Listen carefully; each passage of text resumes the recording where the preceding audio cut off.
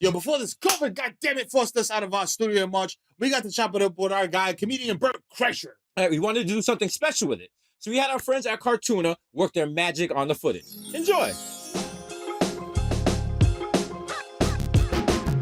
What's your favorite town to perform in? DC, New York, Philly, all those, anywhere on the northeast is great, but then you go to some places and you're like, Yeah, you're laughing a little too hard wow, there. man, hey, throw your hand down, buddy, okay. Make some wall joke. Oh, the best is, I said this to Warren Sapp one time, I used to have a joke about, they don't make, you know what's racist? They don't make black baby powder. Like they just make white, you know? Like when I get a rash, it blends in. Right. But when you guys get a rash, you gotta ghost ride the whip. Now, hold on. So there's more to this joke. They should make 7 different shades. I learned in not a documentary on Tyra, that there's like A documentary on Tyra. That's how old this joke is. Wow.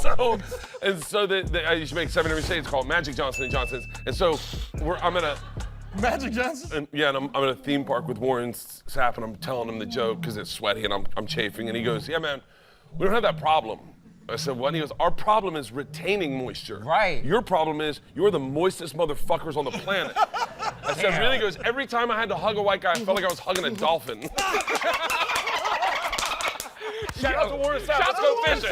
We should go fishing with Warren Sapp. Let's make it happen. Dude, he is legit a fisherman. Oh, yeah? Legit a fisherman. Let's do it. Yeah. Yo, Warren, what's up? What else is Warren Sapp into? Nothing. Reunited. Back in the old days. Back in the old days. When your mustache was messed up. Back in those days, like remember I had the V for Vendetta mustache? It was so bad. It was so bad. I spent the whole first season of this show thinking you had a hair lip. It looked like it. It was really bad. It's because in the Bronx, it's like you know how you major and a minor? Yeah. Like his barber was a major in selling cocaine and minored in barbery.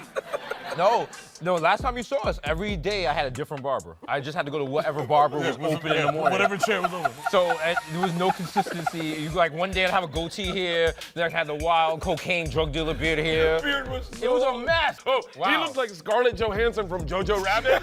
When she was like, "I'm your daddy now. You be a good kid." They give me the Lego beard.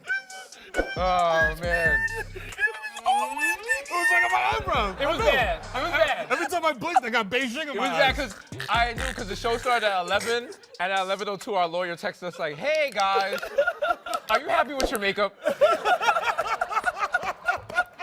That's real beer. I watched this show. Oh, you thought this was like, you thought we were faking? I was worried. I thought you guys might have sold out a little bit and started like sobering up. No, that's like a 6 years, but then I have like a hoop earring. I'm actually thinking about getting a face tattoo. No, just a little state of Florida right here. Right there? First Ooh. tattoo, right? I like brave. That. I like that. That's very on character Of for you. all the states. That's it. Of all the states, of all the states. Because he's from Tampa. Yeah. Tampa boy. And they put man under it. Just like Florida man. Florida man. Florida people don't even realize how ingrained being in Florida is. You don't even realize it. Like in Florida, I knew 2 dudes without tongues. Okay, I have questions. Tongueless Brett and Damn. Tongueless Brett used to be big on radio too. I swear to God, he'd call in and I swear to God. That is the most Florida story I've ever heard. What's the craziest story you've heard from Florida? Where even you were just like, all right, that's kind of wild. That's too Florida. Florida, there are things that they don't register as crazy to me. Like I'll say it. Like I was talking to my kids. I was like, "Oh yeah, I saw a man get struck by lightning once." And they were like, "What?" I was like, "Yeah, I was at a Publix. My dad and I." I was getting a sub. Like, how did you one up that story? We were going in, it was raining, I was 10 years old, and there's this kid running out to get carts. My dad goes, "Buddy, that's called natural selection.